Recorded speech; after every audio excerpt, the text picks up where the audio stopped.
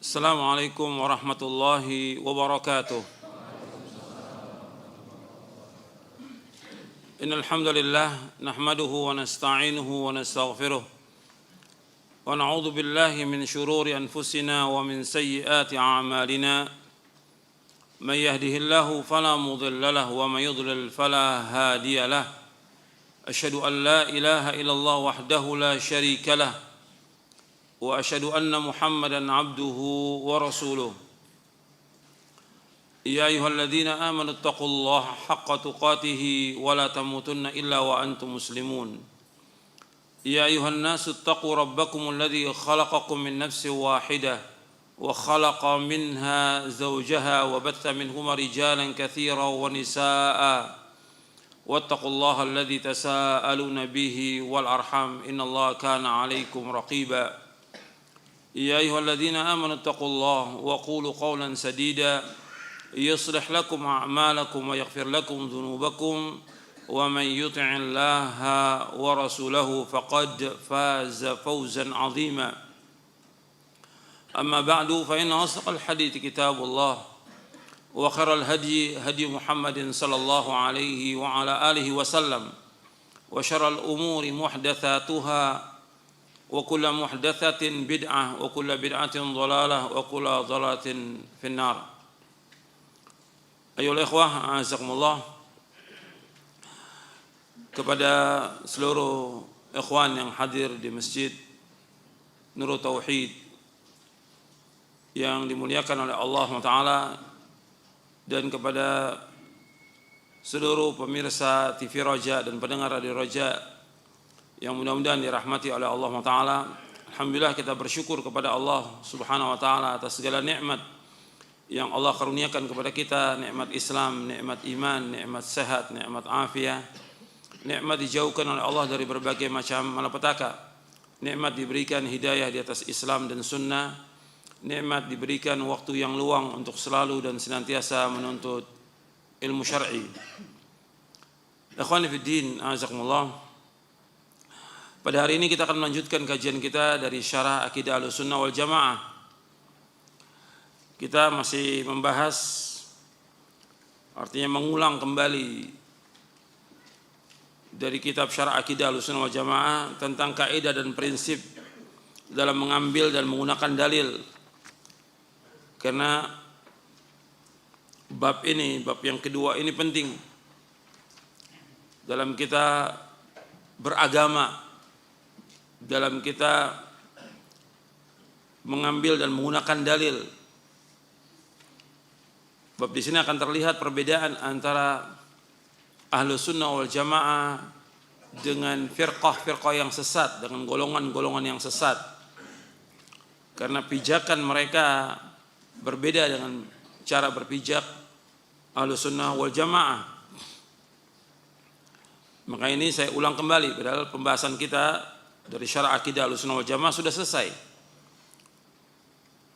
Kita mengulang karena ini penting, karena sebagian kaum muslimin atau sebagian juga penuntut ilmu belum mendengarkan kajian ini, atau juga sebagian belum tahu tentang poin-poin dalam kitab atau kaidah dan prinsip dalam mengambil dan menggunakan dalil. Kita sudah membahas pada pekan yang lalu 4 poin. Jadi kaidah dan prinsip Ahlussunnah wal Jamaah dalam mengambil dan menggunakan dalil di bab yang kedua dari syarah Aqidah Ahlussunnah wal Jamaah. Yang sudah kita bahas, yang pertama sumber akidah adalah kitabullah, Al-Quran, As-Sunnah, Sunnah Rasulullah SAW yang sahih dan ijma' salafus saleh. Yang kedua, setiap sunnah yang sahih yang berasal dari Rasulullah SAW wajib diterima walaupun sifatnya ahad.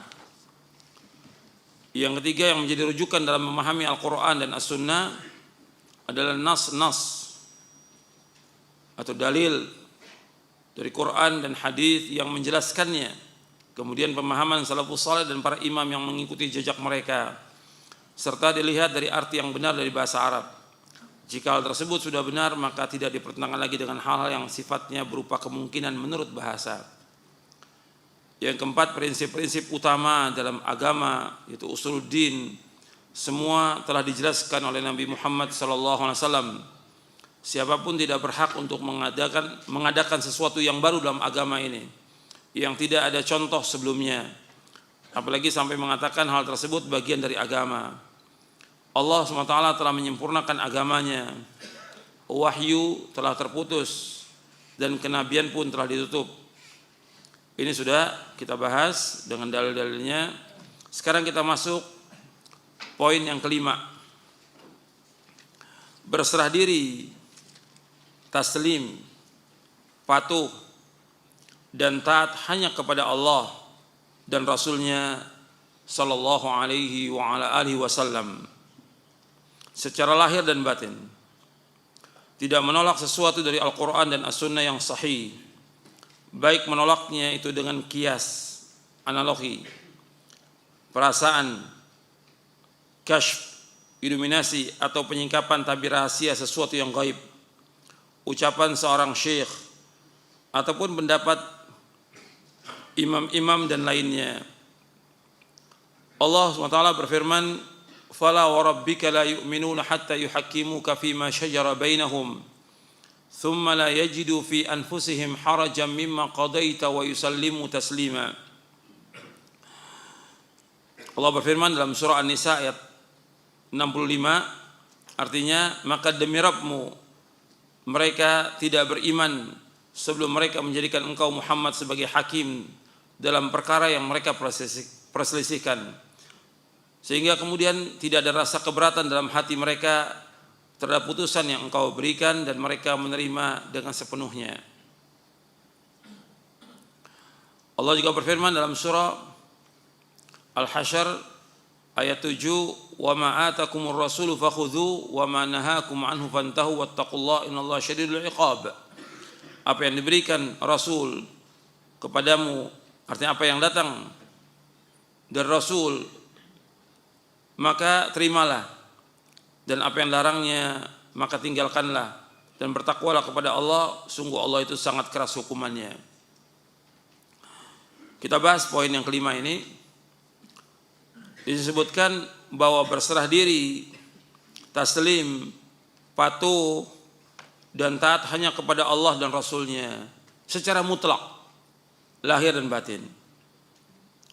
Jadi ini harus kita perhatikan bahwa kita wajib taslim. Nanti saya akan jelaskan dalil-dalilnya secara mutlak. Tadi sudah dibawakan satu ayat dari surah An-Nisa ayat 65. Tidak boleh menolak sesuatu dari Al-Quran dan As-Sunnah yang sahih, baik menolaknya dengan kias, analogi. Kias ini tidak ada berkaitan dengan masalah akidah. Dalam akidah tidak ada kias, seperti yang disebutkan oleh Imam Al-Barbahari dalam kitabnya Syarhus Sunnah. Ini kitab yang kita bahas setiap bulan, setiap hari Ahad. Dijelaskan oleh Imam Al-Barbahari dalam kitabnya Syarhus Sunnah di poin yang ke-9 berkaitan dengan masalah akidah ini. Beliau menjelaskan, wa'lam rahimakallahu annahu laisa fis sunnati qiyasun wa la yudrabu lahal amthalu wa la tuttaba'u fiha al ahwa wa huwa at-tasdiqu bi athar Rasulillah SAW bila kaifin wala syarah la yuqalu lima wa kaifa. Kata Imam Al-Barbahari rahimahullah, kata beliau dalam kitabnya Syarhus Sunnah, ketahuilah, mudah-mudahan Allah merahmati kamu, bahwasanya tidak ada dalam sunnah ini kias. Artinya dalam masalah akidah enggak ada kias, karena Allah tidak bisa dikiaskan dengan makhluknya. Laisa kamitslihi syai'un wa huwas samiul basir. Allah enggak sama dengan makhluknya, dan Allah itu Maha mendengar dan Allah itu Maha melihat. Allah juga berfirman, walam yakun lahu kufuwan ahad. Allah tidak setara dengan makhluknya. Allah tidak sebanding dengan makhluknya. Allah tidak sama dengan makhluknya. Bahwa Allah tidak bisa disamakan dengan makhluknya. Jadi enggak ada qiyas. Wala yudrabu lal amthal, dan enggak boleh Allah diberikan perumpamaan. Karena Allah nggak bisa diumpamakan dengan apapun juga. Ya, dengan dasar ayat yang tadi.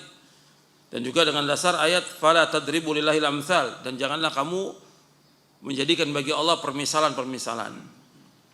Wala tuttaba'u fiha al-ahwa, dan enggak boleh mengikuti hawa nafsu dalam kita beragama ini. Wa huwa tasdiq, dalam kita beragama ini kita wajib membenarkan bi athari Rasulullah SAW. Semua hadis-hadis Nabi SAW wajib kita benarkan.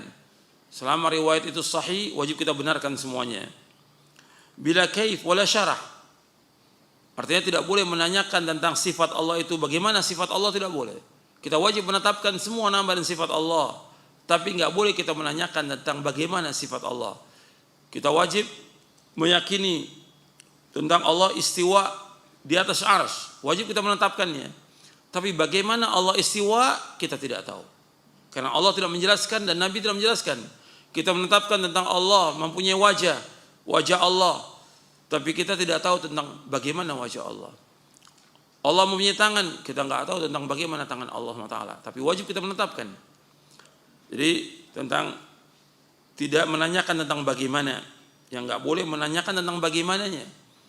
Arti bagaimana hakikat sifat itu nggak boleh. Tapi artinya kita tahu, maknanya kita tahu, cuma kaifiatnya kita nggak tahu. Wala syarah, dan tidak juga artinya menjelaskan dalam artian yang keluar dari nas, nggak boleh. La yuqalu lima wala kaifa, tidak boleh menanyakan tentang kenapa dan bagaimana, nggak boleh. Di dalam kita beragama ini pokoknya taslim, nggak boleh menanyakan kenapa begini, kenapa Allah berbuat begini, kenapa begini, nggak boleh. Taslim. Dalam kita beragama taslim. Ini yang akan membawa kepada keselamatan manusia, dunia maupun akhirat. Ketika orang sudah mulai banyak bertanya tentang bagaimana atau kenapa begini, bukan tunduk kepada dalil, ya akan sesat dia. Kemudian juga di sini sebutkan tidak dengan kias. Yang pertama kali membuat kias siapa? Yang pertama kali buat kias siapa? Iblis.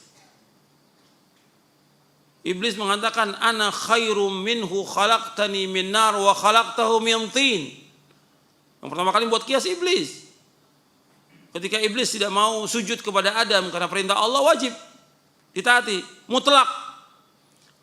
Tapi dia beralasan, saya lebih baik daripada Adam. Karena apa? Iblis mengkias bahwasanya saya diciptakan dari api, sedangkan Adam dari tanah. Menurut iblis, api lebih baik daripada tanah. Menurut iblis. Yang benar, ya tanah lebih baik daripada api. Tanah menumbuhkan, api membakar, memusnahkan, menghancurkan. Dan masih banyak lagi yang lain. Keutamaan-keutamaan daripada tanah. Yang pertama kali mengkias iblis. Yang pertama kali. Mengkias nggak dibenarkan. Kemudian juga nggak boleh ditolak dengan perasaan. Jadi iblis menolak dengan kias. Yang nanti diikuti oleh ahlul kalam, oleh ahlul filsafat dengan kias mereka. Dan juga dengan akal mereka yang picik. Kemudian menolak dengan perasaan. Ketika datang dalil dari Quran dan Sunnah, nggak boleh kita tolak dengan perasaan kita. Kita wajib taslim. Dan ini masih ada orang-orang yang menolak dalil dari Quran dan Sunnah dengan perasaannya. Apakah mengatakan ya saya belum siap, saya belum sanggup, atau nggak cocok pada masa sekarang ini. Ini semua penolakan kepada dalil. Wajib taslim. Sami'na wa ata'na. Kemudian menolak dengan kasyf. Kasyf ini istilah tarekat, istilah tasawuf. Dalam Islam nggak ada istilah tarekat. Dalam Islam nggak ada istilah tasawuf. Dalam Al-Quran dan Sunnah nggak ada istilah sufi, nggak ada. Itu belakangan adanya. Dan di buku ini ada penjelasannya tentang tarekat, tentang tasawuf, dijelaskan. Dan juga ada kitab-kitab yang membahas tentang masalah itu, yang dibahas oleh para ulama ahlu sunnah. Jadi mereka menolak dengan kasyf. Jadi dianggap syekhnya ini itu punya kasyf, bisa menyingkap tabir rahasia, langsung bertemu dengan Nabi, kata mereka, langsung bertemu dengan Allah.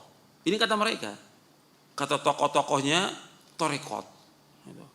Sehingga ketika bawakan dalil, mereka nggak terima dalil. Saya langsung terima. Kalau kamu datangnya dari orang, kalau saya langsung dari Allah. Saya terima langsung dari Allah. Ini semua pembohongan, semua kadzdzab, semua dusta. Tapi itu ada pada mereka, ada. Dalam tarekat itu ada seperti itu, kasyf. Jadi dalil dari Quran dan Sunnah mereka tolak. Dan mereka mengatakan bahwa mereka sudah mencapai derajat hakikat dan ma'rifat. Maka ada sebagian tokoh tarekat ketika ditanya, muridnya ditanya, Syekh kamu kok nggak sholat Jumat? Sholatnya di mana? Di Mekah. Atau mereka mengatakan tingkatannya beda. Kalau kita ini dianggap oleh mereka masih tarekat syariat. Kalau syekhnya sudah hakikat ma'rifat. Ini untuk penyesatan umat. Dalam Islam nggak ada perbedaan seperti itu, nggak ada dalam Islam. Semua makhluk sama, semua wajib ibadah kepada Allah. Nggak ada bedanya. Jangankan dia, Nabi Muhammad sallallahu alaihi wasallam, pemimpinnya para nabi dan para rasul, makhluk yang paling utama dari seluruh makhluk yang ada. Allah mengatakan kepada Nabi Muhammad SAW, wa'bud rabbaka hatta ya'tiyakal yaqin. Beribadah kamu pada Allah sampai datangnya al-yaqin. Apa al-yaqin? Al-maut. Nabi disuruh Allah beribadah sampai datang apa? Al-maut, kematian. Dan Nabi beribadah bersama manusia. Sholat berjamaah 5 waktu, sholat Jumat, sholat Id, sholat kusuf. Yang Nabi sholat sendirian di rumahnya, sholat tahajud, sholat duha, dan sholat sunat yang lainnya. Bersama kaum muslimin. Nggak ada mengatakan karena makomnya Nabi, ya sudah umatnya yang ibadah. Enggak, semuanya dilaksanakan. Membedakan antara hakikat ma'rifat dengan syariat, ini penyesatan kepada umat. Ini penyesatan kepada umat. Dan mengeluarkan orang dari agama Islam. Mengeluarkan orang dari agama Islam. Karena dalam Islam nggak ada istilah seperti itu. Hakikat ma'rifat. Orang awam itu beribadah kepada Allah. Kalau kami nggak usah ibadah kepada Allah, ya keluar dari agama Islam. Oh seperti itu. Di dalam Islam nggak ada. Semua makhluk semuanya sama. Mereka wajib beribadah kepada Allah Taala. Jadi nggak ada istilah seperti ini nggak ada. Jadi masih ada di kalangan mereka, di kalangan tarekat, tasawuf masih ada seperti ini. Jadi iluminasi atau penyingkapan tabir rahasia sesuatu yang gaib ini nggak ada. Di dalam Islam tidak ada, tapi dalam istilah tarekat itu masih ada. Dan ini harus diingatkan karena bisa mengeluarkan dia dari agama. Kenapa? Ditolak ayat Al-Quran, ditolak hadis Nabi SAW, dan dia tidak mau beribadah kepada Allah Taala. Bisa keluar dari agama Islam mereka ini. Kemudian nggak boleh juga kalau sudah datang dalil dari Quran dan Sunnah itu ditolak dengan ucapan seorang syekh, nggak boleh. Ditolak ucapan seorang syekh atau pendapat imam-imam dan lainnya, nggak boleh. Tentang kasyaf, perbedaan antara hakikat dan syariat, ini ada di buku ini penjelasan, nanti Anda bisa lihat di poin 51 juga biar antum tahu. Karena ini dipegang oleh mereka, oleh ahlul bidah ini. Pernyataan tentang hakikat dan syariat di poin ke-51 di halaman 423. Pembagian istilah tarekat, syariat, hakikat dan ma'rifat adalah istilah yang baru, yang muhdats, yang diadakan oleh kaum sufi. Yang dimaksud hakikat menurut mereka adalah kedudukan seorang yang telah mencapai maqam atau kedudukan tertentu. Sehingga dengan maqam itu dapat menggugurkan kewajiban syariat Islam. Sedangkan syariat adalah istilah untuk kedudukan orang awam yang masih melaksanakan kewajiban syariat Islam. Istilah ini pada hakikatnya dapat membatalkan dan menggugurkan ajaran agama Islam sehingga dapat mengeluarkan orang itu dari Islam. Keluar dari agama Islam ini. Di dalam Islam nggak ada seperti ini.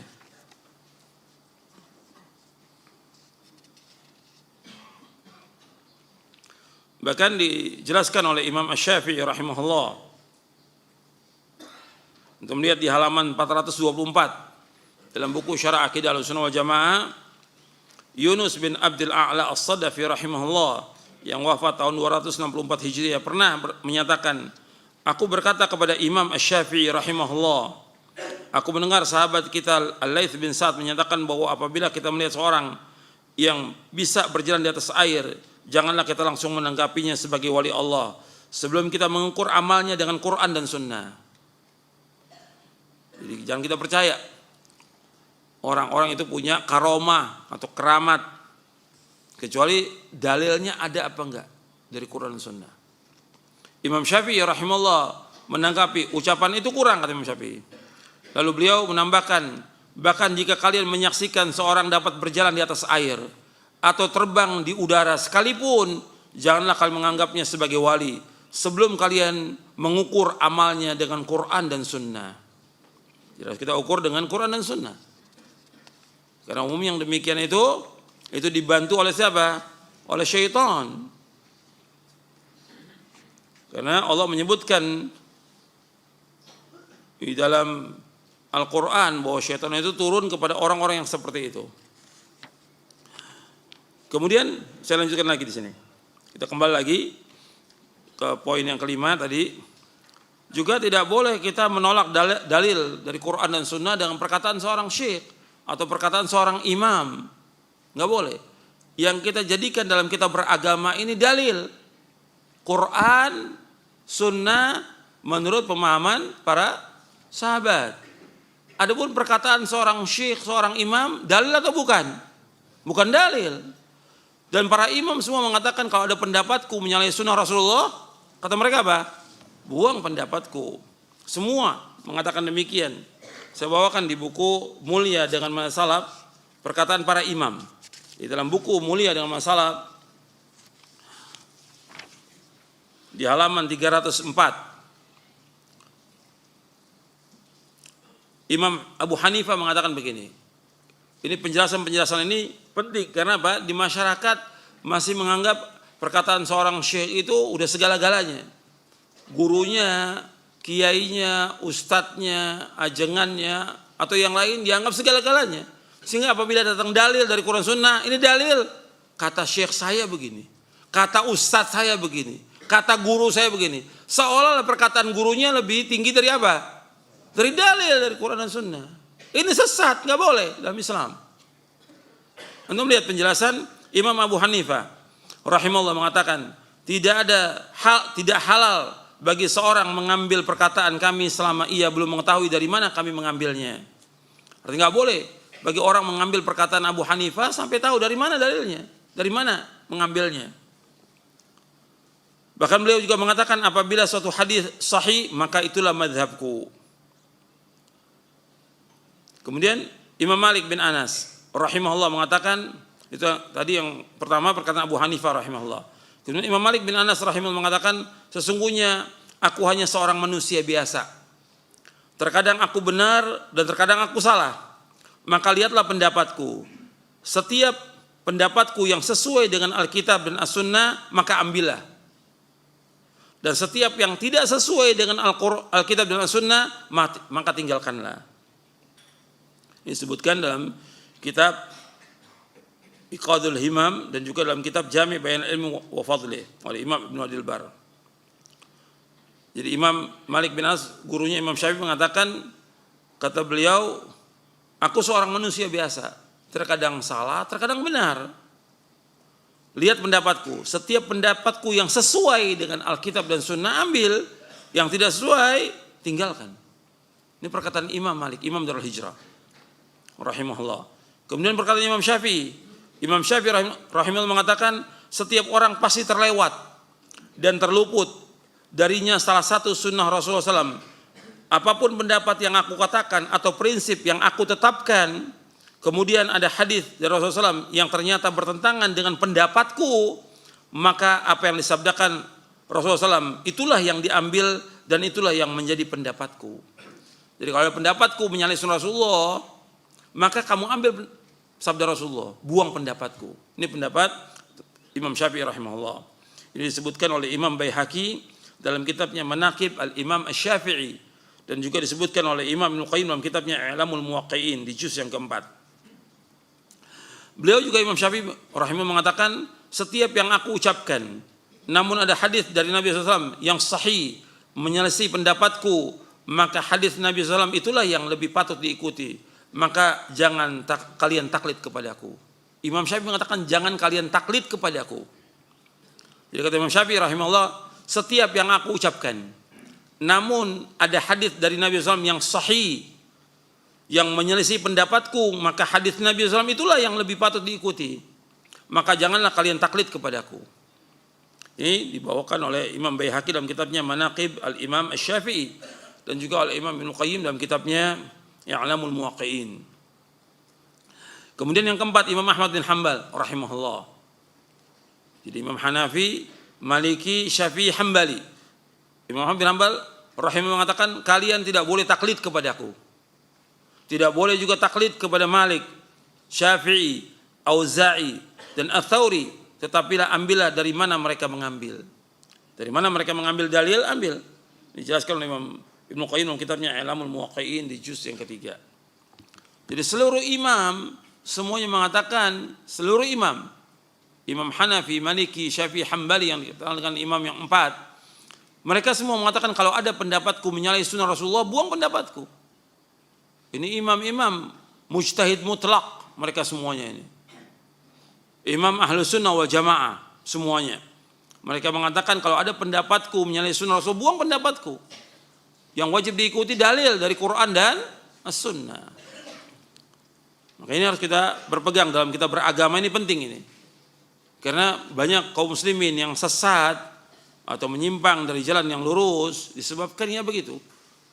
Mereka berpegang kepada perkataan syekhnya atau ustadznya atau gurunya, meninggalkan Quran dan Sunnah. Ya sesat. Kalau orang sudah meninggalkan Quran dan Sunnah, sesat. Pasti udah sesatnya pasti. Kalau orang sudah meninggalkan Quran dan Sunnah, mengikuti pendapat manusia, dia akan sesat. Pada pekan yang lalu saya jelaskan bahwa nenek moyang bukan ukuran kebenaran. Antum sudah catat itu. Antum lihat penjelasannya. Dalilnya juga saya sebutkan. Kemudian juga saya sebutkan bahwa orang banyak bukan ukuran kebenaran. Antum lihat ya catatan. Begitu juga kiai, guru, ustadz itu bukan ukuran kebenaran. Dalam surah At-Taubah ayat 31 dan juga yang lainnya. Saya sudah sebutkan dalil-dalilnya pada pekan yang lalu. Saya nggak perlu mengulangi lagi. Sekarang kita akan bahas tentang wajibnya taslim ini. Ini penting dalam kita beragama, kewajiban kita kalau sudah datang dalil dari Quran dan Sunnah, sami'na wa ata'na. Ini paling penting. Ini yang membawa manusia selamat dunia akhirat. Ketika mereka menimbang-nimbang dengan pikirannya, dengan akalnya, dengan ra'yunya, dengan perasaannya, ini sesat nanti. Akan menolak dalil. Makanya kewajiban kita begitu datang dalil, sebagaimana para sahabat radhiyallahu anhum ajma'in, mereka begitu datang dalil, terima, sami'na wa ata'na, selamat. Antum lihat dalil-dalilnya di halaman 57 dan seterusnya.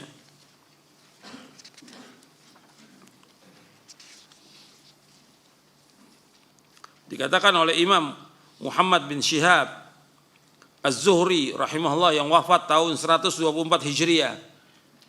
Beliau mengatakan minallahi ar-risalah wa 'ala ar-rasuli al-balaghu wa 'alaina taslim. Allah yang menganugerahkan risalah, mengutus para rasul alaihi wassalatu wassalam. Kewajiban rasul adalah menyampaikan risalah dan kewajiban kita adalah tunduk dan taat. Ini diriwayatkan oleh Imam Al-Bukhari dalam kitab Tauhid di Sahih Imam Bukhari. Perkataan Imam Muhammad bin Syihab Az-Zuhri. Jadi kewajiban seorang muslim dan muslimah tunduk dan taslim secara sempurna. Tunduk kepada perintah beliau SAW, menerima berita yang datang dari beliau SAW dengan penerimaan yang penuh dengan pembenaran. Tidak boleh menentang apa yang datang dari Allah dan Rasulnya SAW dengan perkataan yang batil atau hal-hal yang syubhat atau ragu-ragu. Tidak boleh juga dipertentangkan dengan perkataan seorang pun dari manusia. Jadi Allah berfirman, "Man yuti'ir rasula faqad ata Allah wa man tawalla fama arsalnaka 'alaihim hafidha." Barang siapa mentaati Rasul, maka sungguhnya ia telah mentaati Allah. Barang siapa berpaling dari ketaatan, maka ketahuilah kami tidak mengutusmu untuk menjadi pemelihara atas mereka. Kemudian juga Allah berfirman di dalam surah An-Nur ayat 51. Untuk melihat di halaman 59, Allah berfirman, "Innama kana qaulal mu'minina idza du'u ila Allah wa rasulihi yahkuma bainahum ay yaqulu sami'na wa ata'na wa ulaika humul muflihun." Hanya ucapan seorang mukmin apabila mereka diajak kepada Allah Rasulnya agar Rasul memutuskan perkara di antara mereka, maka mereka berkata kami mendengar dan kami taat. Dan mereka itulah orang yang beruntung. Dengar dan taat. Kemudian juga Allah berfirman dalam surah Al-Ahzab surah 33 ayat 36, "Wa ma kana lil mu'minin wala mu'minatin idza qadallahu wa rasuluhu amran ay yakuna lahumul khiyaratu min amrihim wa may ya'sillaha wa rasulahu faqad dhalla dhalalan mubina." Dan tidak patut bagi laki-laki, tidak pantas bagi laki-laki yang mukmin dan perempuan yang mukmin apabila Allah dan Rasulnya telah menentukan suatu ketetapan, tidak boleh bagi mereka ada pilihan yang lain tentang urusan mereka. Dan barang siapa mendurhakai Allah dan Rasulnya, maka sungguh ia telah sesat dengan kesesatan yang nyata. Jadi Allah yang mengatakan kalau orang sudah menentang Allah dan Rasulnya, maka pasti sesat sudah, pasti sesat.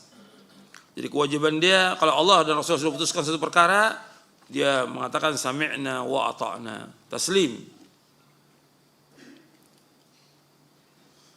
Dan juga nggak boleh dipertentangkan lagi antara satu dengan yang lainnya. Kita wajib taslim. Makanya dijelaskan oleh Imam At-Tahawi, Abu Ja'far At-Tahawi dalam kitabnya Syarah Aqidah Tahawiyah. Kata beliau, la tathbutu qadamul Islam illa ala dhahri taslim wal istislam. Jadi tidak akan tegak sendi-sendi atau tonggak-tonggak agama Islam ini kecuali ditegakkan di atas ketundukan dan kepasrahan kepada Allah.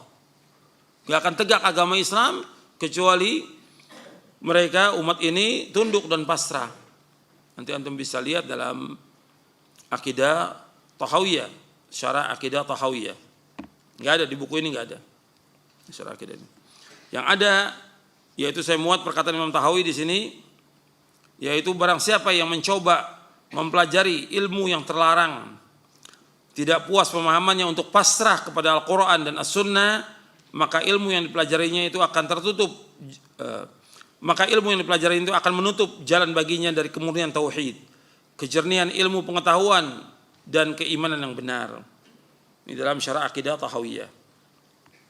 Jadi ikhwan fillah, azakumullah, ini tentang taslim ini penting karena banyaknya orang sesat, mereka menimbang-nimbang datangnya ayat atau membantah, atau mereka mempertentangkan antara satu dengan yang lainnya.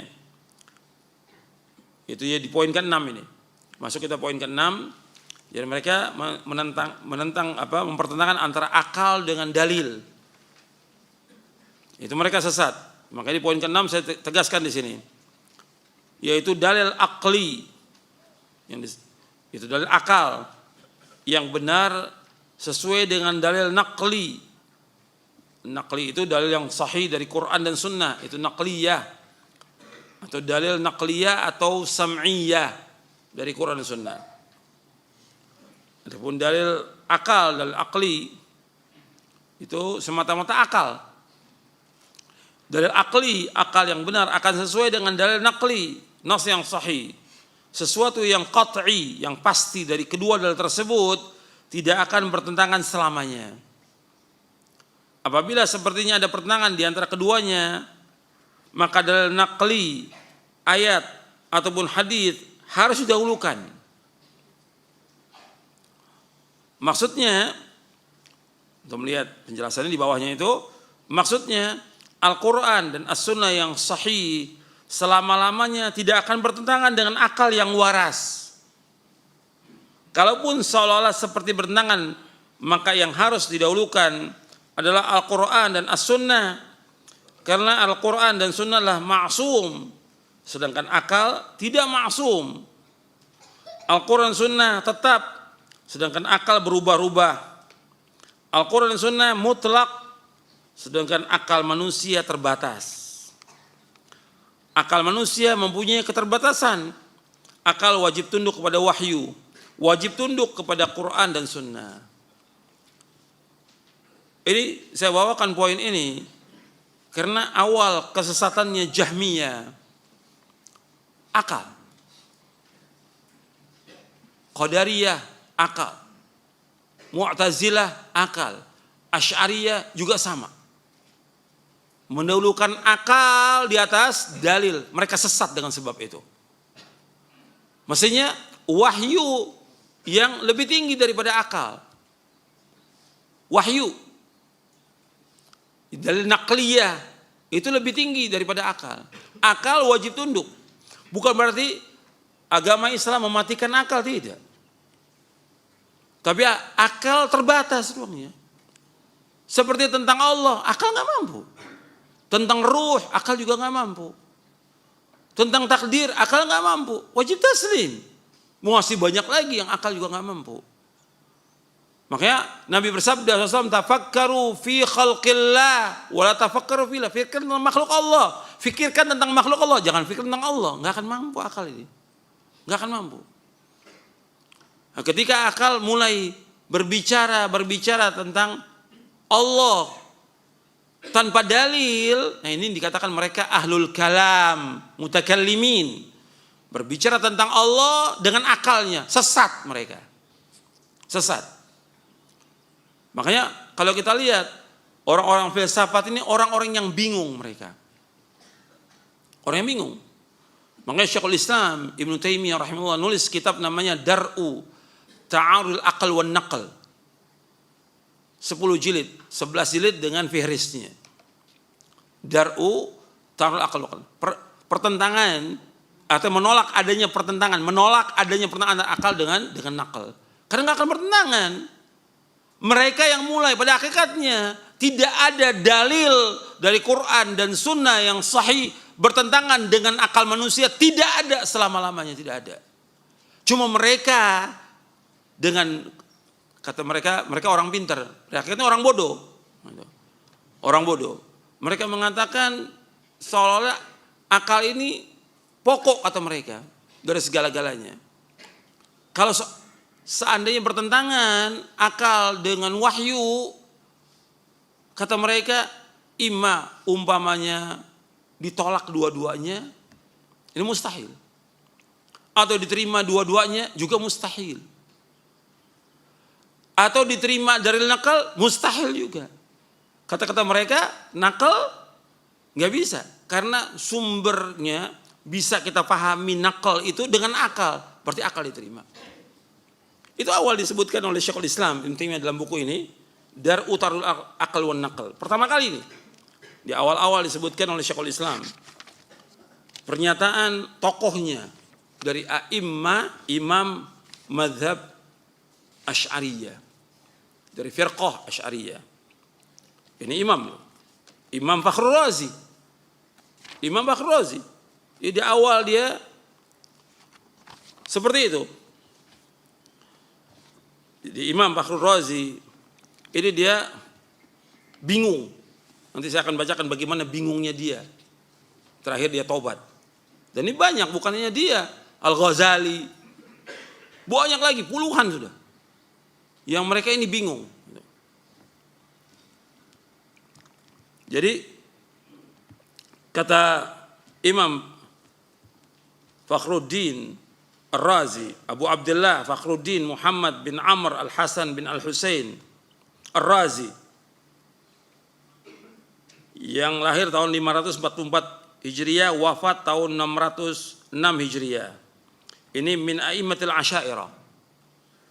Ini kitab Dar'u Ta'arul Aql wan Naql ditahqiq oleh Dr. Muhammad Rashad Salim. Ditulis oleh Syekhul Islam Ibnu Taimiyah. Ini tahqiq oleh Dr. Muhammad Rashad Salim. Disebutkan bahwa Ar-Razi ini dia imam dari mazhab atau dari firqah Asy'ariyah. Kata Imam Ar-Razi mengatakan, idza ta'aradil adillatu sam'iyyah wal aqliyah aw as-sam' wal aql aw an-naql wal aql aw adh-dhawahir an-naqliyah wal qawati al-aqliyah aw nahwi dhalik min al-ibarat fa imma yajma'a bainahuma wa huwa muhal li'annahu jama'a baina naqidaini wa imma yuradda jami'an wa imma yuqaddam as-sam' wa huwa muhal li'anna al-aqla aslun naql. Perhatikan di sini. Kata Imam Fakhruddin Ar-Razi, kata beliau, apabila bertentangan dalil-dalil sam'iyah, dalil wahyu, Quran dan Sunnah, wal aqliyah, dalil akal, atau istilahnya sama dan akal, atau nakal dan akal, atau zahirnya dari nakli dan juga dalil akli, atau yang lainnya dari ibarat-ibarat yang lain. Yang pertama, dikumpulkan dua-duanya. Muhal, mustahil dikumpulkan, kata dia. Karena mengumpulkan dua yang bertentangan. Wa imma yuradda jami'an, atau ditolak semuanya. Wa imma yang ketiga didahulukan as-sama', yaitu wahyu. Ini kata Ar-Razi, wa imma yuqaddam as-sama' wa muhal. Mustahil, kata dia. Li'anal aqla, karena akal aslun naql, asalnya naql. Jadi ini falau qaddamnahu alayka nadzalika qadhan fil aql alladhi huwa aslun naql. Kalau seandainya kita dahulukan wahyu, maka ini celaan untuk akal. Padahal akal itu merupakan sumbernya naql. Ini pendapat, bingung sudah ini. Jadi Fakhrul Ar-Razi ini bingung. Syekhul Islam menjelaskan bahwa ini pada hakikatnya mereka ini orang-orang yang bingung. Akal ini jadi pijakan mereka. Orang-orang filsafat itu pijakannya akal. Dan kalau antum lihat pokok dari sumber bid'ah dan perpecahan manusia akal. Sama kali. Akal. Sumber bid'ah akal. Maka saya jelaskan di sini. Nanti ada penjelasan tentang akal, bukan berarti Islam mematikan akal, tidak. Tidak. Imam Fakhruddin Ar-Razi ini di akhir hayatnya dia tobat karena bingung dia. Yang selamat itu ngikuti salaf sudah. Quran wa sunnah ala fahmi salaf. Saya bacakan tentang akhir kehidupannya dia. Jadi dia mengatakan di akhir hayatnya itu bahwa dia kembali kepada mazhab salaf. Karena bingung dia. Imam Fakhruddin Ar-Razi. Jadi kita harus lihat tokoh-tokoh ini pada hakikatnya mereka sendiri bingung di akhir hayatnya.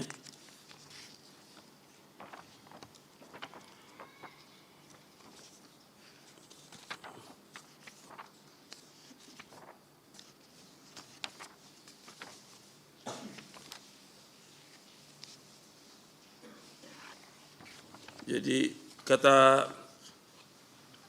Imam Fakhruddin Ar-Razi yang wafat tahun 606 Hijriah, dia menyesal di akhir hayatnya. Ini tokoh dari firqah Asy'ariyah. Dia mempelajari ilmu kalam dan filsafat.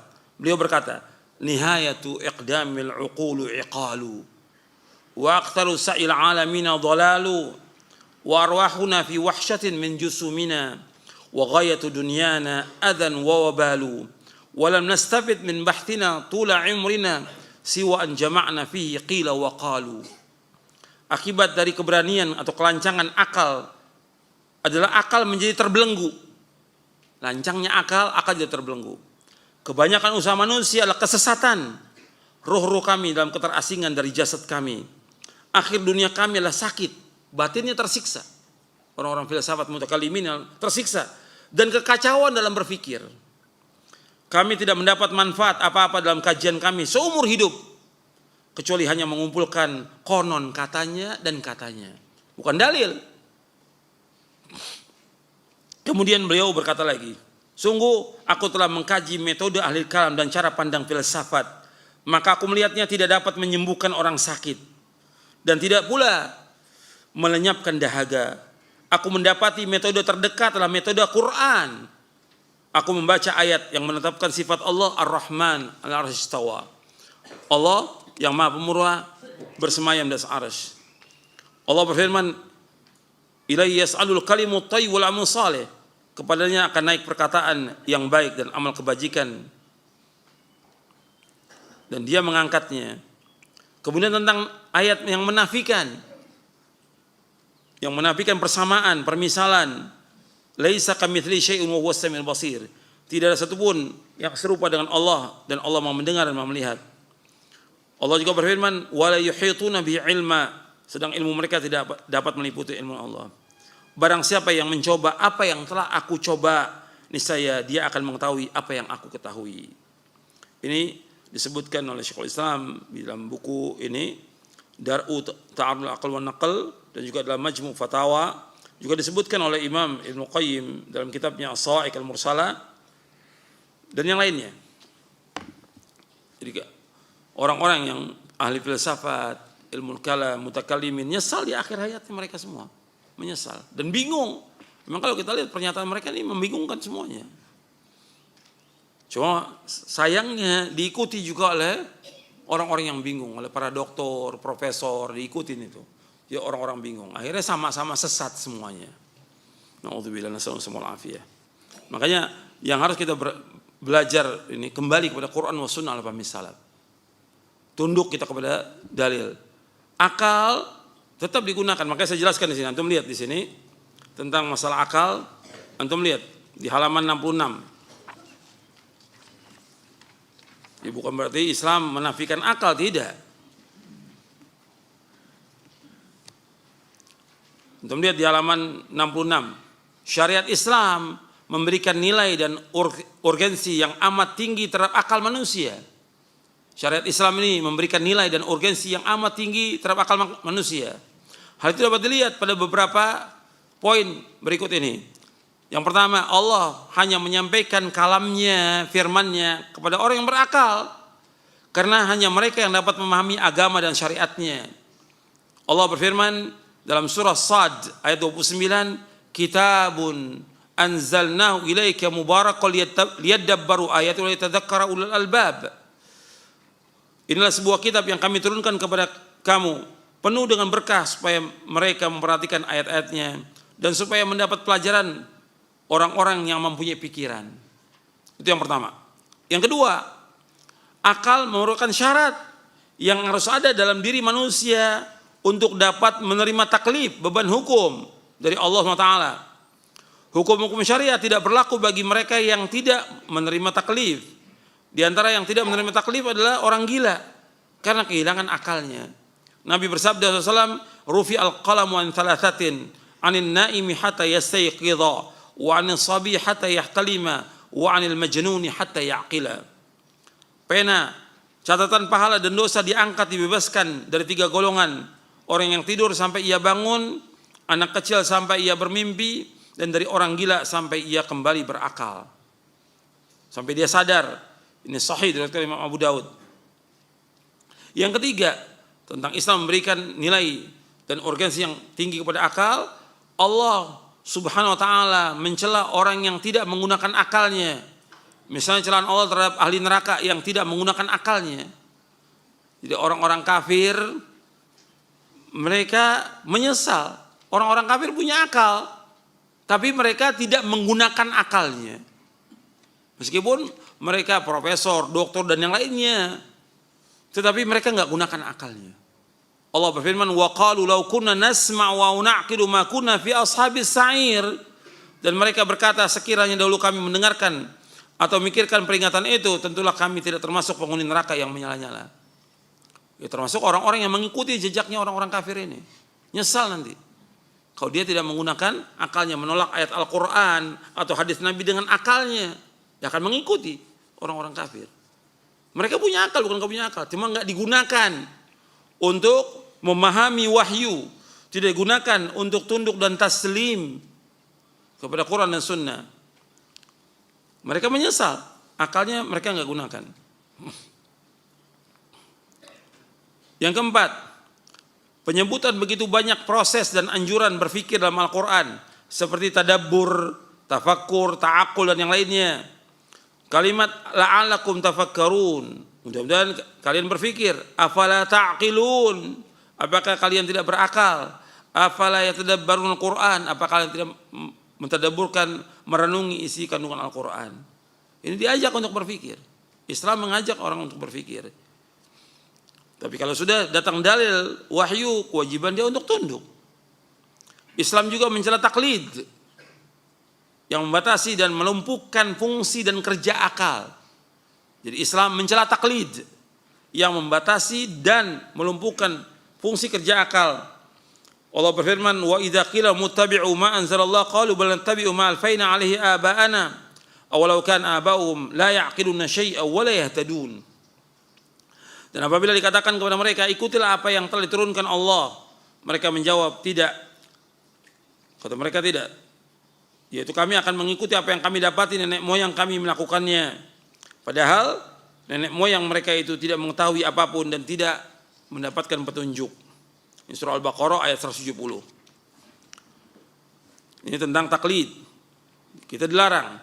Kita diperintahkan untuk ittiba. Kata Imam Ahmad bin Hanbal rahimahullah, ittiba adalah seorang mengikuti apa yang datang dari Rasulullah SAW.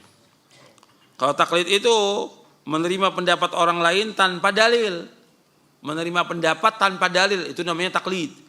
Tapi kalau menerima dengan dalil, itu namanya ittiba. Penerimaan riwayat berdasarkan diterimanya hujjah, itu namanya ittiba. Kemudian yang keenam, Islam memuji orang-orang yang menggunakan akalnya dalam memahami dan mengikuti kebenaran. Islam memuji orang-orang yang menggunakan akalnya dalam memahami dan mengikuti kebenaran. Allah berfirman, "Fabashshir 'ibad alladzina yastami'una al-qawla fayattabi'una ahsana, ulaika alladzina hadahumullah wa ulaika hum ulul albab." Sebab itu sampaikanlah kabar gembira kepada hamba-hambaku, mereka yang mendengarkan perkataan lalu mengikuti apa yang baik diantaranya. Mereka itulah orang-orang yang telah diberi petunjuk oleh Allah, dan mereka itulah orang-orang yang punya akal. Surah Az-Zumar ayat 17 dan 18. Jadi yang harus kita perhatikan bahwa ulama salaf, ulama Ahlussunnah, mereka senantiasa mendahulukan nakal. Apa nakal itu? Dalil wahyu Quran dan Sunnah atas dalil akal. Antum lihat di halaman 69. Ulama salaf, ulama Ahlussunnah senantiasa menundukkan nakal, yaitu wahyu atas akal. Nakal adalah dalil-dalil syar'i yang tertuang dalam Al-Quran dan Sunnah. Sedangkan yang dimaksud dengan akal menurut Mu'tazilah adalah dalil-dalil akli yang dibuat oleh para ulama ilmu kalam dan mereka jadikan sebagai agama yang menundukkan atau mengalahkan dalil syar'i. Mendahulukan dalil naql, ini perkataan dari pendapatnya Mu'tazilah. Mendahulukan dalil naqli atas dalil akal bukan berarti Ahlussunnah tidak menggunakan akal, tetapi maksudnya adalah dalam menetapkan akidah mereka tidak menempuh cara seperti yang ditempuh oleh para ahli kalam yang menggunakan akal semata untuk memahami masalah-masalah yang sebenarnya tidak dapat dijangkau oleh akal, dan mereka menolak dalil naqli, dalil syar'i yang bertentangan dengan akal mereka atau rasio mereka. Ini mereka tolak. Karena yang mereka sendiri yang memulai membayangkan seolah-olah ada dalil naqli yang bertentangan dengan dalil akal. Mereka yang mulai. Sehingga mereka bingung. Pada hakikat yang sebenarnya tidak ada dalil dari Quran dan Sunnah yang bertentangan dengan Quran dan Sunnah, nggak ada. Nggak ada Quran bertentangan dengan Quran. Nggak ada Quran yang bertentangan dengan Sunnah yang sahih. Tidak ada Al-Quran dan Sunnah yang sahih bertentangan dengan akal manusia, tidak ada selama-lamanya. Jadi yang pertama, tidak ada Quran bertentangan dengan Quran, tidak ada. Yang kedua, tidak ada Sunnah bertentangan dengan Sunnah, tidak ada. Yang ketiga, tidak ada Quran dan Sunnah yang bertentangan, tidak ada selama-lamanya. Yang keempat, tidak ada Quran dan Sunnah yang bertentangan dengan akal manusia, tidak ada selama-lamanya. Nggak ada. Nggak mungkin. Allah yang menyuruh kita untuk berpikir, memahami Quran dan Sunnah, akan bertentangan akal itu dengan akal. Tidak mungkin, selama-lamanya nggak mungkin. Nggak mungkin. Nah mereka yang mulai, yang memungkinkan adanya pertentangan. Mereka yang mulai, sehingga mereka bingung. Mereka yang mulai, orang-orang ahli kalam, ahli filsafat ini. Dan tentu sudah tahu tadi penjelasan tentang Imam Ar-Razi, tokoh min a'immatil asy'ariyah. Min a'immatil asy'ariyah dia, termasuk tokoh Asy'ariyah, menyesal di akhir hayatnya. Makanya mereka bingung, rata-rata mereka bingung. Dan orang kalau sudah masuk filsafat, sulit untuk keluar dari filsafat, sulit untuk keluar. Sampai Imam Syekhul Islam membawakan sini perkataan Imam Al-Qadhi Abu Bakar Ibnul Arabi. Abu Bakar Ibnul Arabi. Abu Bakar Ibnul Arabi yang tadinya dia ikut filsafat, ilmu kalam, belajar kepada siapa? Belajar kepada Imam Al-Ghazali. Setelah itu dia keluar, sesat ini. Ilmu kalamnya sesat. Filsafatnya sesat, keluar dia. Mengikuti manhaj salaf. Dan dia punya kitab namanya Ahkamul Quran. Dia mengatakan tentang gurunya Imam Al-Ghazali, kata Ibnu Arabi, beliau mengatakan Syekhuna Abu Hamid dakhala fi butunil falasifa thumma arada yakhruja minhum fama qadar.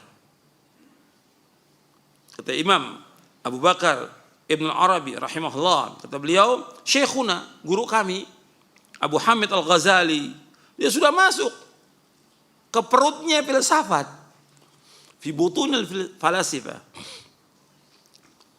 Thumma arada yakhruja, kemudian dia ingin keluar dari filsafat, fama qadar, enggak mampu. Orang kalau sudah masuk sulit untuk keluar. Makanya mereka bingung, seumur hidupnya bingung. Rugi waktu belajar ilmu yang tidak bermanfaat, bingung seumur hidupnya. Ya, ada yang diselamatkan oleh Allah, diberikan petunjuk seperti Ar-Razi, ya rakyatnya taubat. Taubat, sebagian juga taubat, tapi yang lain bingung sudah. Sampai akhiratnya bingung, mati dalam keadaan bingung. Nauzubillah. Kita jangan jadi orang bingung, jangan.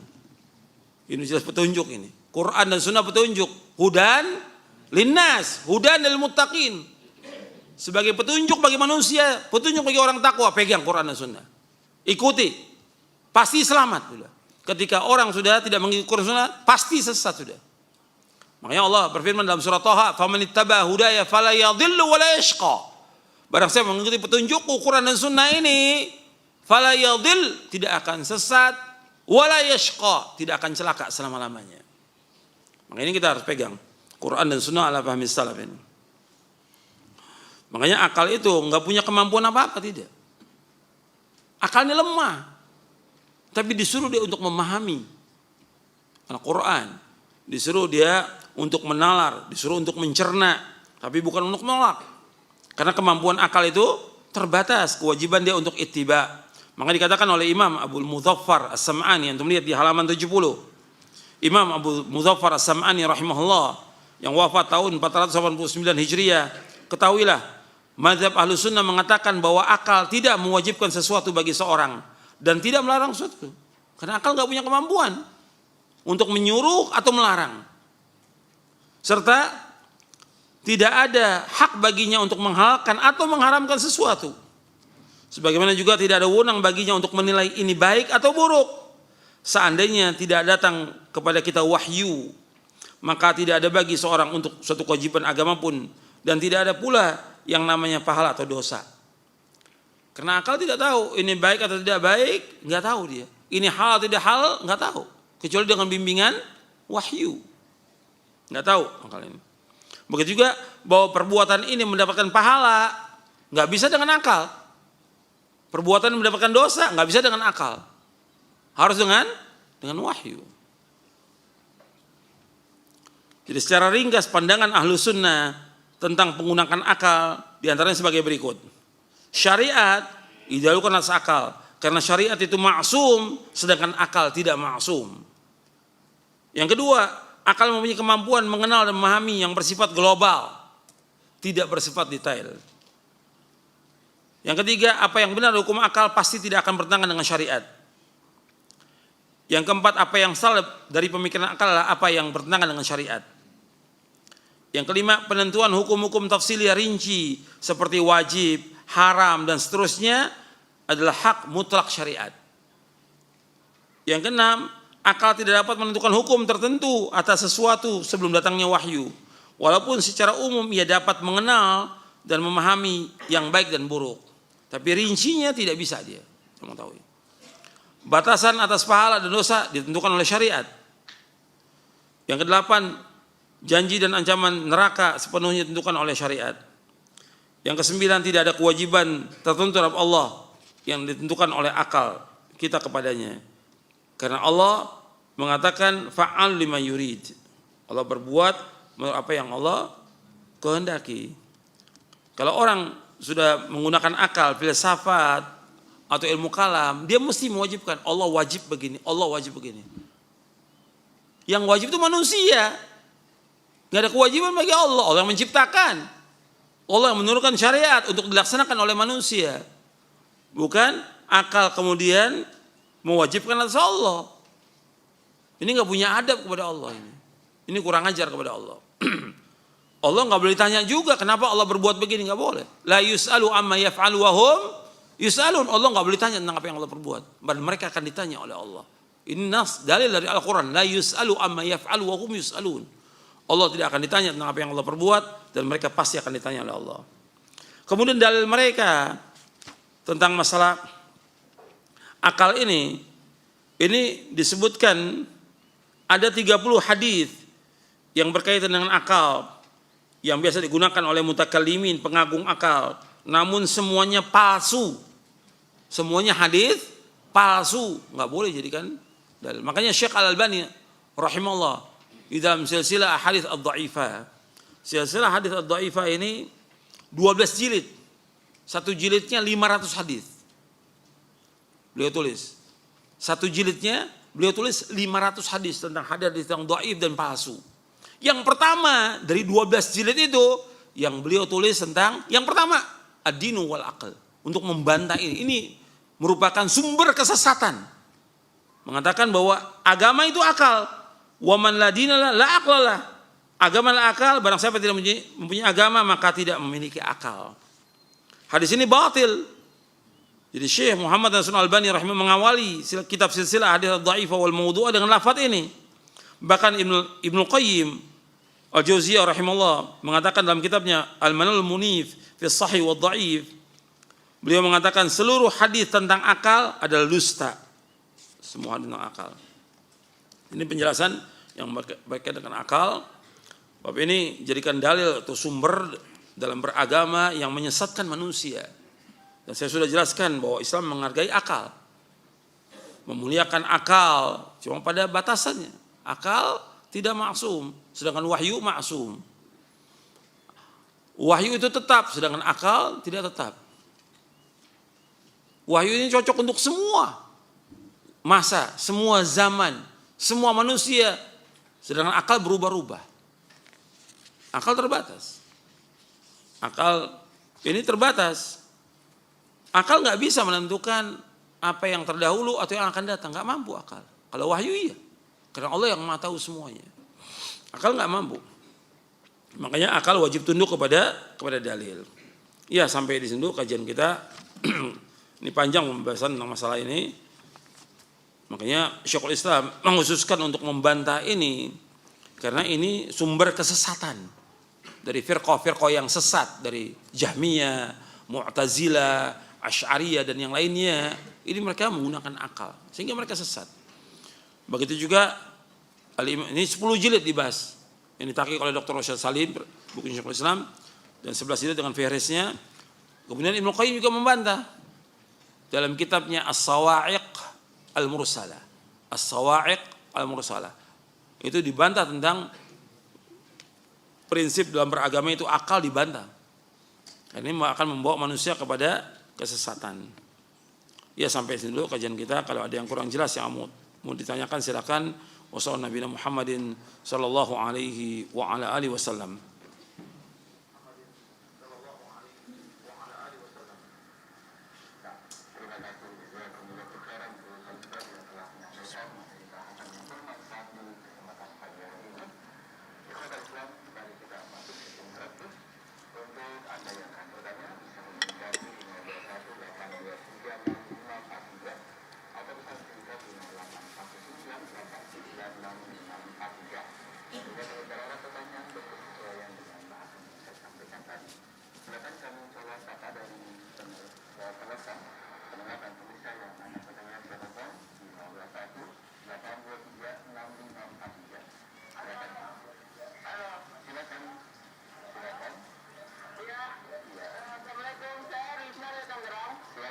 Waalaikumsalam. Boleh nanya nggak? Kata adik saya, kalau misalnya itu dia kuliah tuh, kuliah itu. Kata dia, kalau orang kayak saya atau kayak orang-orang yang baru-baru tahu sunnah, tahu hadis, itu kalau misalnya ngomongin bid'ah gitu nggak boleh. Tapi kan saya kan ngomongin bid'ah buat binasi saya. Iya, binasi saya mau kayak mendawai keluarga saya sama orang-orang terdekat saya bilang bid'ah karena saya tahu dari roja itu. Saya bilang saya ini masih mukhalif sunni. Kalau mukhalif sunni itu nggak boleh ngomongin bid'ah. Kecuali Baik, inti pertanyaan sudah kami terima. Terima kasih Ibu yang bertanya ke kesempatan tadi. Silakan Ustaz. Iya. Jadi pertanyaan Ibu tadi mengatakan kalau orang baru belajar itu jangan mudah-mudah membid'ahkan. Ya memang orang harus belajar dalam kita beragama ini harus tahu dalil lebih dahulu. Dalilnya harus tahu. Dan dia yang paling penting ketika dia belajar niatnya dia untuk memahami agama ini. Karena Allah merintahkan dia untuk belajar agama. Karena wajib bagi setiap muslim dan muslimah menuntut ilmu, wajib. Thalabul ilmi faridatun ala kulli muslimin. Menuntut ilmu itu wajib atas setiap muslim dan muslimah. Yang kedua yang harus perhatikan bahwa dia niatkan ketika belajar itu untuk memahami agama ini, untuk menghilangkan kebodohan yang ada pada dirinya, dan juga untuk mengamalkan apa yang terdapat dalam dalil. Itu yang paling penting.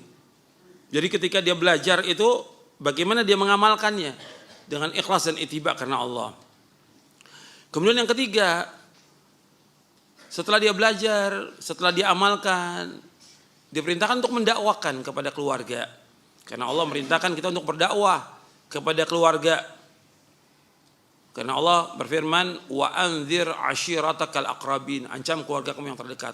Allah juga berfirman, ya ayyuhalladzina amanu qu anfusakum wa ahlikum nara. Wahai orang beriman, jaga diri kamu dan keluarga kamu dari api neraka. Dakwah. Cuma yang harus diingat, yang keempat dalam dakwah itu apa yang harus kita mulai. Pembahasan kita 3 poin terakhir di syarah akidah sudah saya jelaskan bahwa dalam dakwah itu yang harus kita mulai dari al-aham fal muhim. Yang paling penting dulu dalam dakwah itu, apa yang paling pokok? Umpamanya di rumah kita, keluarga itu dia berbuat kesyirikan. Kemudian dia juga berbuat bid'ah-bid'ah yang lainnya. Yang kita dakwakan yang mana dulu? Syiriknya dulu. Bagaimana dia tidak pergi ke kubur-kubur, minta-minta di kubur, supaya dia nggak berangkat ke dukun-dukun. Itu dulu dijelaskan. Dan ini perlu waktu. Tentunya tidak langsung dikatakan perbuatan itu syirik, tapi jelaskan dulu tentang tauhidnya kepada Allah. Bagaimana meyakinkan dia bahwa Allah yang menciptakan segala sesuatu, Allah yang memberikan rezeki, Allah yang menghidupkan, Allah mematikan, dan segala macam. Jelaskan kalau Allah yang segala-galanya, maka kita wajib untuk beribadahnya kepada Allah. Semua ibadah kita wajib tujukan kepada Allah. Nggak boleh kita palingkan. Ketika memalingkan ibadah kepada selain Allah, namanya syirik. Baru jelaskan tentang bahaya syirik. Jadi perlu tahapan dalam dakwah. Nah ini tidak. Begitu tahu ngaji ini, pulang ke rumah, ini bid'ah, ini bid'ah, ini bid'ah, ini bid'ah. Ini enggak hikmah dalam dakwah. Dan enggak boleh dalam Islam seperti itu. Semua dibedahkan, ya orang enggak sanggup. Enggak bisa terima, akhirnya yang menuduh, wah ini orang ini ngajinya benar atau sesat ini. Timbulnya seperti itu karena apa? Karena langsung membid'ahkan orang. Tidak demikian, dakwah ini mengajak orang kepada Quran, kepada sunnah. Mengajak orang kepada pemahaman yang benar. Pemahaman agama yang benar. Jelaskan tentang rukun Islam yang 5. Jelaskan tentang rukun iman yang 6. Jelaskan. Kalau kita belum mampu, ya udah kita jelaskan yang mendasar aja dulu. Tentang kalimat tauhid. Tentang bagaimana cara wudu. Jelaskan aja. Jadi harus bertahap dalam kita berdakwah. Karena Nabi memerintahkan kepada sahabat Mu'adz, dan ada di sini hadisnya. Di akhir-akhir pembahasan tentang dakwah tauhid, Nabi menyuruh kepada Mu'adz bin Jabal radhiyallahu an untuk berdakwah pertama kali tauhid dulu. Setelah mereka paham, jelaskan tentang sholat. Mereka paham, jelaskan tentang zakat. Jadi ada tahapan dalam berdakwah, itu perlu tahapan. Tapi jangan kita tahu semua kita sampaikan. Enggak semua yang kita tahu harus kita sampaikan semuanya, tidak. Bertahap. Kenapa? Manusia juga menerimanya juga enggak semua sama seperti kita dalam kita belajar. Enggak mungkin semua ilmu kita serap dalam sekali, enggak mungkin. Begitu juga orang dalam memahami agama ini. Kita jelaskan yang paling pokok dulu tentang tauhid dan bahayanya syirik. Baru setelah itu jelaskan tentang sunnah-sunnah Nabi dan juga tentang masalah bid'ah. Kemudian baru setelah itu yang lain-lain yang maksiat-maksiat. Kalau mau terkumpul kepada mereka apa aja ada di situ, jelaskan yang paling pokok dulu. Apa? Mereka melanggar, perbuatan ini dilanggar, ini bid'ah. Ya jelaskan dulu yang paling pokok apa. Yang jelas paling pokok tentang tauhid. Dan yang paling besar, dosa besar yang paling besar, kemungkaran yang paling besar apa? Syirik, jelaskan itu dulu. Jadi ada tahapan dalam dakwah. Nah kebanyakan kadang-kadang kita tidak langsung aja memvonis orang, ya bid'ah. Ini yang akhirnya kemudian orang-orang yang mengaji Quran dan Sunnah pahami salaf dituduh tukang membid'ahkan orang. Ini kalau tidak, itu salah paham. Tapi juga nggak boleh mengatakan bahwa nggak boleh membid'ahkan orang juga salah. Artinya penjelasan tentang bid'ah ini dari Nabi Muhammad SAW yang menjelaskan tentang semua bid'ah itu sesat. Nabi yang menjelaskan kullu bid'atin dhalalah wa kullu dhalalatin finnar. Ini kita bahas pada pekan yang lalu. Jadi harus dipahami tentang masalah itu dan kita tetap berdakwah, tetap menyampaikan. Tapi kalau kita sebagai orang yang baru, yang penting antum belajar semuanya. Yang saya ingatkan kepada semua yang baru belajar atau baru ngerti tentang Quran dan Sunnah, kemudian yang baru bertaubat, belajar. Itu paling penting, belajar. Karena dengan belajar ini kita akan paham tentang Quran, tentang Sunnah. Kadang-kadang orang begitu baru taubat, sibuk dia. Sibuk dakwah, belum waktunya dakwah. Belum waktunya, masih jauh perjalanan dakwah. Kalau dakwah syaratnya harus dengan ilmu. Atau jadi panitia pengajian, belajar dulu, antum belajar. Jadi semua panitia pengajian juga saya ingatkan antum belajar. Duduk di majelis ilmu. Karena kalau jadi panitia, udah jadi seksi repot. Udah repot ke sana kemari, enggak belajar. Akhirnya dianggap bahwa dia menguasai agama padahal nol, enggak ngerti agama sama sekali. Iya, silakan yang lain. Ya, silakan yang lain. Baik, terima kasih Ustaz. Ya, komentar, nasihat dan jawaban yang disampaikan. Berikutnya kami berikan kesempatan kedua. Silakan kembali dari telepon 0218236543. Anda akan bertanya di kesempatan. Silakan. Assalamualaikum warahmatullahi wabarakatuh. Waalaikumsalam. Silakan ibu bertanya. Seperti apakah kedudukan ahli bid'ah dan ahli syirik di hari pembalasan nanti menurut keterangan hadis? Terima kasih. Warahmatullahi wabarakatuh. Waalaikumsalam. Terima kasih ibu. Pertanyaan tentang bid'ah lagi nih. Allahul musta'an. Iya, memang di poin ini ada pembahasannya. Nanti juga ada pembahasan insya Allah di poin yang ke-10 nanti pembahasan kita. Jadi tentang orang yang berbuat syirik, orang yang berbuat bid'ah, ya kita berusaha bagaimana mendakwakan mereka agar mereka bertaubat kepada Allah SWT dari kesyirikannya, begitu juga dari perbuatan bid'ahnya. Cuma jangan kita jadi qadhi, kita jadi duat. Kita ini dai yang mengajak orang kembali kepada pemahaman yang benar, mengajak orang pada agama yang benar. Kita bukan qudhah, kita bukan qadhi, bukan hakim, memponis orang. Ini ahlul bid'ah, ini ahlul syirik. Seperti tadi, kalau tadi bid'ah, sekarang enggak. Ini ponis lagi, lebih tinggi lagi ini. Ini ahlul bid'ah, ini ahlul syirik, ini munafik, ini. Enggak boleh dalam Islam. Kita ini doa yang mengajak manusia kepada kebaikan, mengajak orang kepada kebenaran, mengajak orang kepada Quran wa sunnah ala fahmi salaf, mengajak orang kepada tauhid. Kita mengajak, bukan menghukumi. Gitu. Adapun soal nanti mereka bagaimana, kita serahkan kepada Allah. Kita nggak tahu tentang akhir kehidupan. Adapun ketika Nabi bersabda sallallahu alaihi wasallam, kullu bid'atin dhalalah wa kullu dhalalatin finnar. Setiap bid'ah itu sesat, setiap kesesatan tempat neraka. Ini bentuknya hadis, ini namanya hadis wa'id namanya. Hadis apa? Wa'id, ancaman. Diancam orang itu masuk neraka. Bukan pasti neraka, bukan. Ancaman, diancam mereka masuk neraka. Bisa juga tidak terbukti seperti dijelaskan oleh Syekhul Islam Ibnu Taimiyah.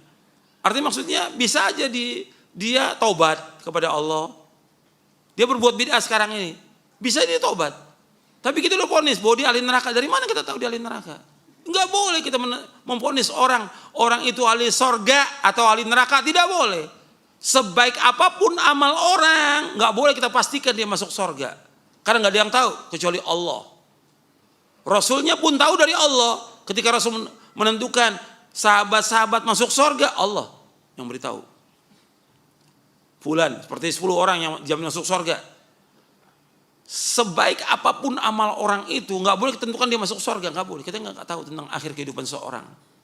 Begitu juga sejahat apapun orang itu, dia orang Muslim ya. Kalau kafir tempatnya neraka. Kalau kafir pasti sudah neraka. Kalau dia kafir sampai matinya kafir tempatnya neraka. Udah nggak ada pilihan yang lain, neraka tempatnya. Dengan dasar nas Al-Quran dan Sunnah Nabi yang sahih. Adapun orang Muslim yang dia berbuat maksiat, nggak boleh kita katakan dia berbuat bid'ah atau dia berbuat maksiat, nggak boleh kita katakan dia ahli neraka, nggak boleh. Karena kita nggak tahu tentang akhir kehidupan dia, nggak tahu kita. Siapa tahu dia taubat, makanya jangan kita vonis. Kita mengajak orang kepada kebenaran. Kadang-kadang kita dalam dakwah ini sudah main vonis saja. Fulan sesat, ahli neraka. Kalau sesat betul, setelah kita lihat perjalanannya, setelah kita dakwakan, dia tetap dalam kesesatan, kita katakan dia sesat. Tapi mengatakan dia neraka nggak boleh. Karena itu hak Allah dan Rasulnya. Artinya Rasul diberitahu oleh Allah. Pada akhirnya mutlak hak Allah SWT. Rasul diberitahu oleh Allah SWT tentang beberapa orang yang memang dimasukkan ke dalam sorga atau dalam neraka. Rasul SAW dari Allah SWT. Tapi hak mutlak itu hak Allah Subhanahu Wa Taala. Iya, yang lain. Satu lagi ya.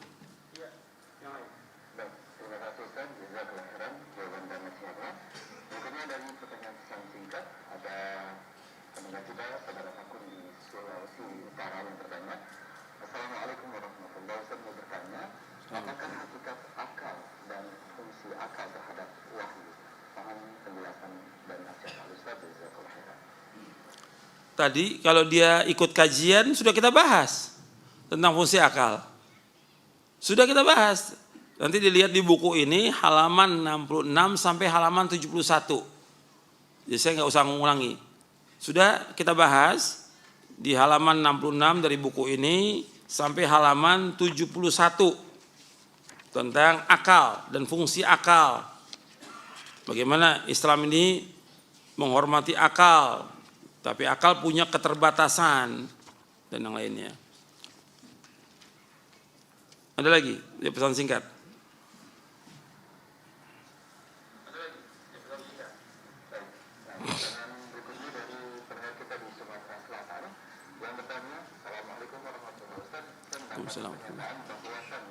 Agama Islam itu adalah agama yang rasional, yang masuk akal.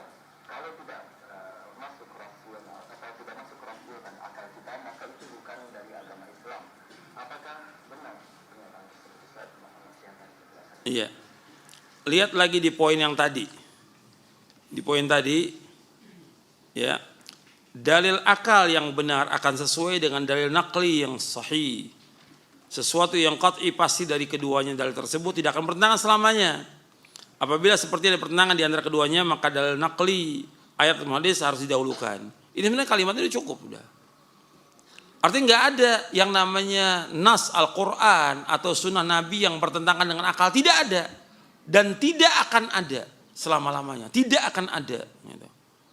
Jadi itu harus kita ingat, tidak akan ada bertentangan antara dalil Quran dan sunnah bertentangan dengan akal, tidak pernah ada dan tidak akan ada. Jadi kalau ada orang mengatakan ini nggak sesuai dengan akal, nggak cocok dengan akal, ditanyakan kepada mereka, ini ayat atau hadis nggak cocok dengan akal, akal siapa? Akal siapa? Kan beda-beda akal. Akalnya orang awam, akalnya penuntut ilmu, akalnya ustadz, akalnya profesor, akalnya orang sekarang, akalnya orang mana? Akalnya para sahabat terima semuanya dalil itu. Akalnya tabi'in semua terima. Tabi'ut tabi'in terima. Ini akal yang waras. Berarti ketika nggak terima, ya akalnya nggak waras dia. Maka kita tanya, akal siapa? Apa akalnya dia lebih hebat dari akalnya para sahabat? Apa akalnya dia lebih hebat dari akalnya Imam Syafi'i rahimahullah? Harus ditanyakan. Jadi ketika orang mengatakan bahwa ini nggak sesuai atau nggak cocok dengan akal saya, ini akal dia yang tidak waras. Bukan dalil dari Quran Sunnah. Dalil Quran Sunnah wahyu dari Allah SWT, nggak boleh ditolak selama-lamanya. Kufur kalau menolak Quran dan Sunnah. Makanya bingung. Ahli filsafat itu bingung semuanya. Ahli kalam itu bingung semuanya. Karena mereka sendiri yang buat kaidah-kaidah, dan setiap pemikir ahli kalam punya kaidah, punya kanun. Mereka punya kanun sendiri. Bingung sudah di antara mereka.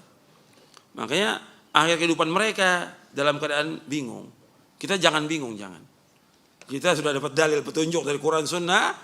Kita ingin wafat dalam keadaan husnul khatimah. Itu harus yang kita ingin. Kita berpegang dengan dalil Quran Sunnah. Dan ini mudah, nggak sulit. Nggak sulit, terima, tunduk, taslim, udah. Nggak sulit. Laksanakan apa yang sudah diperintahkan oleh Allah dalam Al-Quran dan Sunnah, laksanakan. Taslim, sami'na wa ta'na. Selamat. Tapi ketika menentang, kemudian mengatakan gak cocok dengan akal, nah ini mulai awal kesesatan dia.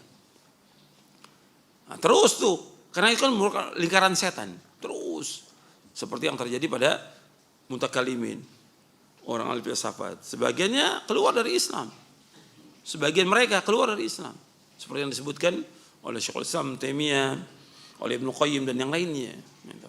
Yang tadinya mereka awalnya pendidikannya Quran Sunnah, ketika masuk belajar filsafat, ilmu kalam sesat. Sesat. Makanya kita hati-hati. Kita pelajari Quran dan Sunnah ala fahmi salaf dan ikuti, yakini, berpegang teguh, amalkan, kemudian terus belajar sampai kita diwafatkan oleh Allah. Itu jalan selamat. Itu saja yang perlu saya sampaikan. Mudah-mudahan bermanfaat untuk saya dan untuk antum sekalian. Kurang lebihnya saya mohon maaf. Wassalamualaikum warahmatullahi wabarakatuh. Subhanakallahumma bihamdik, asyhadu an la ilaha illa anta astaghfiruka wa atubu ilaik. Assalamualaikum warahmatullahi wabarakatuh.